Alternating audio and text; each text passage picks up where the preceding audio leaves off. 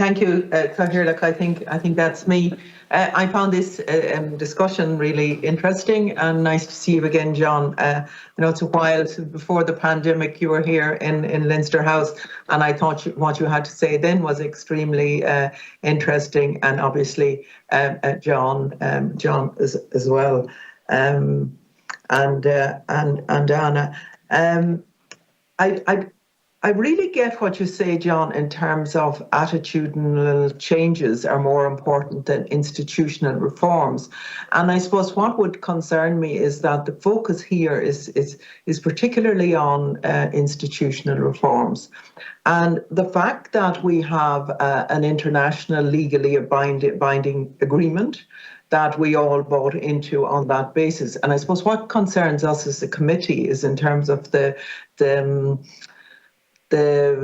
implementation deficit, if you like. So are we going to just keep moving on and on without really implementing what was painstakingly agreed, whether it be a New Decade, New Approach or the Good Friday Agreement? So are we running away from this? And I know what you say in terms of, we should lean in gently, but I had to smile at that. After 23 years, we should lean in gently.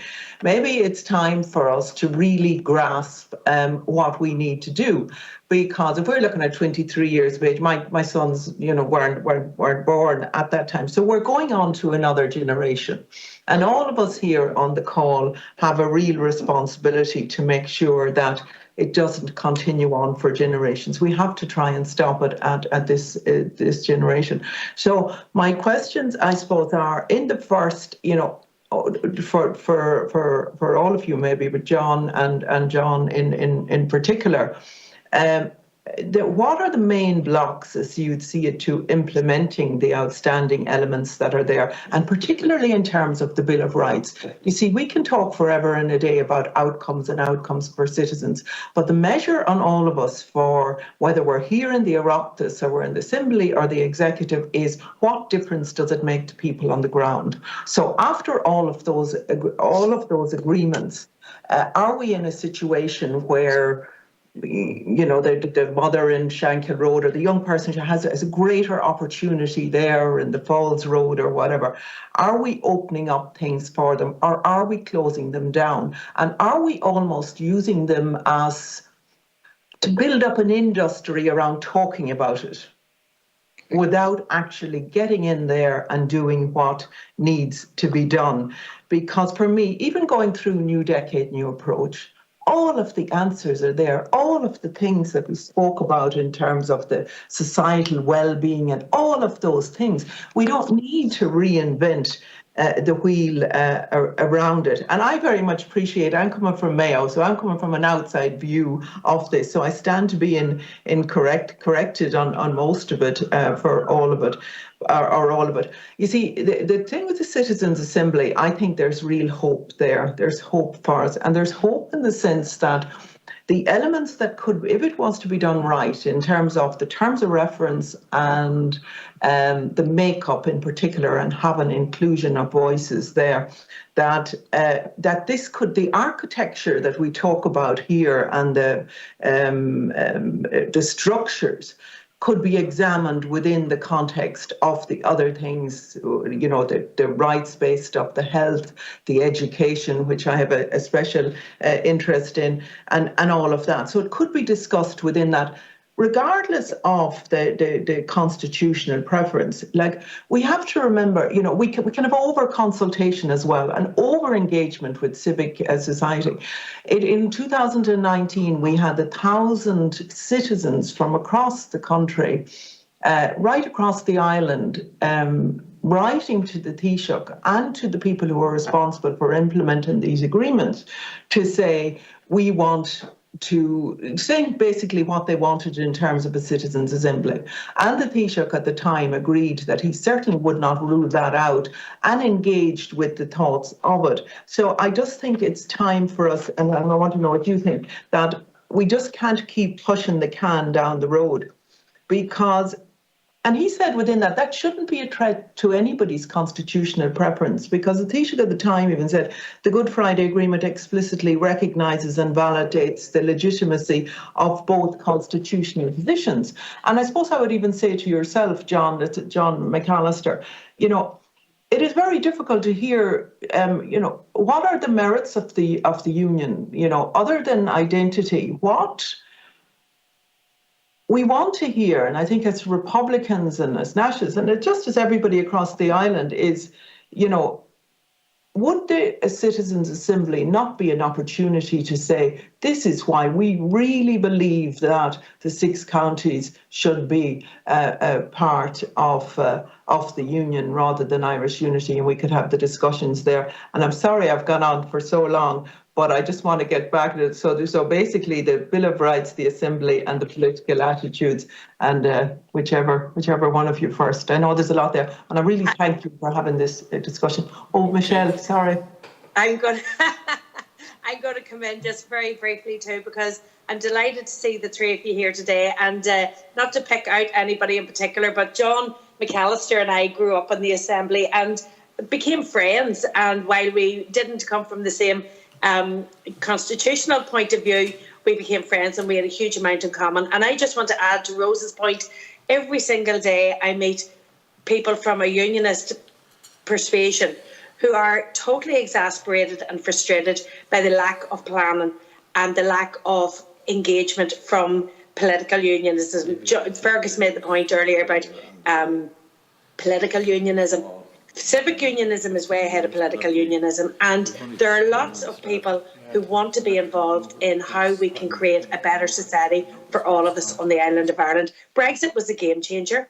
Farmers in Fermanagh, South Tyrone are deeply frustrated at the challenges that they face as a result of Brexit, and they do want to be involved in that discussion.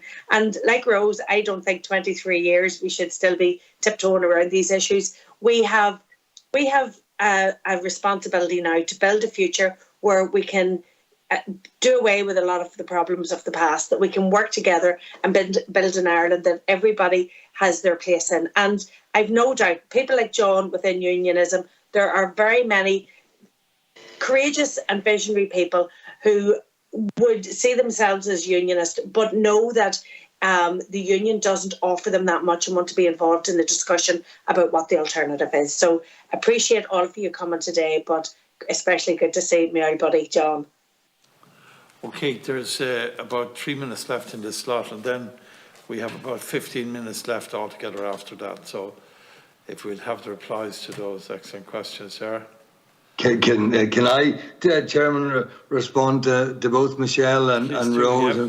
Met Rose, I think, at Balmoral's show a few years ago, and my good friend Michelle, that should certainly kill off any chances of a political comeback. Michelle, if this is broadcast, or is there any audience out there? Oh dear, even with 23 years after the agreement, that might be a bit much. I suppose a few points, maybe both following in, Chair, from your own comments around the forum and Rose's comments. I suppose it's looking at the Citizens' Assembly. Yes, I probably wouldn't start off with discussing Irish unity like John Tong, or indeed the merits of staying in the union, because there's a huge swathe of issues that we need to look at and we need to be addressing. We need to actually be making Northern Ireland work, no matter whether you want to stay in the union as I do or leave the union as Michelle would like us to. The Assembly doesn't debate very often the merits of staying in the union or the merits of a united Ireland. Vast majority of the Assembly's time, and it's one thing that the Assembly as a legislative institution has actually been quite good at legislating and putting through. John mentioned the figures of how much legislation went through the Assembly in the 07 to 16 period. Even when I've been sitting on the Health Committee with Michelle, we would have been talking about issues about service in South Tyrone Hospital or Daisy Hill or Craigavon that affected all our constituents. Underachievement in education. I always knew that there would be as much support from members of Sinn Féin in tackling underachievement in places like the Shankill and the Falls, or in Protestant working class areas. There was a real hunger to actually address those, to way upstream and early intervention. We've talked a lot about that in the Assembly, but never really started to deliver. There'd be a plethora of issues that any Citizens' Assembly could start and really unpick and help, even just that policy development that Anna has talked about, you know, right through this morning's presentation. And I think all of those things are worth doing. The merits of the union, Rose, where do you want me to begin? You know, I just think it's a very good product and well worth selling from, being part of one of the world's largest economies. And need I say any more than the National Health Service, you know, what's a fantastic job even and looking after the level of the vaccine that rollout in Northern Ireland and across the UK has been phenomenally successful. And that is one of the big advantages of having a dedicated public health system. But I'll not overdo it too much. But it's all of those things around the issues like Bill of Rights. It is probably, Rose, getting at times the political will. And sometimes when the pressure's on, yes, we can get a agreement, but then we can quickly move away. And, you know, without naming parties or anybody, that, you know, there was probably enough guilt on all sides of things not totally